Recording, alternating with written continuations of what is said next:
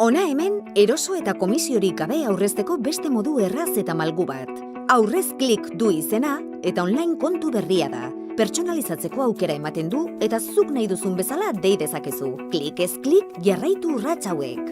Bat, zehaztu zure aurrezki helburua. Bidaia bat, ordenagailu bat, berritze lan bat, auto bat. Bi, zeuk erabakitzen duzu zer ritmotan aurreztu. Aurrez klikek dena definitzeko tresnak ematen dizkizu. Zenbat, nola eta noizko nahi duzun aurreztu. 300 euro adibidez? Ez, hobe 500. Eta nola egingo dugu? 50 euro hilean? Ederki. Eta noizko? Amonaren urtebetetzerako. 3.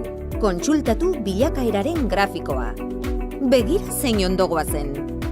4. Partekatu kontuaren egoera senitarteko eta lagunekin. Apur bat gehiago jarriko dugu? 5. Aurrezteko helburuak beste kontu ireki ditzakezu eta gauza bakoitzerako erritmo zehatz bat finkatu. Eta 6. Dirua eskuratu ahal izango duzu edo kontua kitatu nahi duzunean. Eta komisiorik gabe. Aurrez klikekin eskurik onenetan zaude, zeure eskuetan. Ikusi dena laboralkutxa.comen.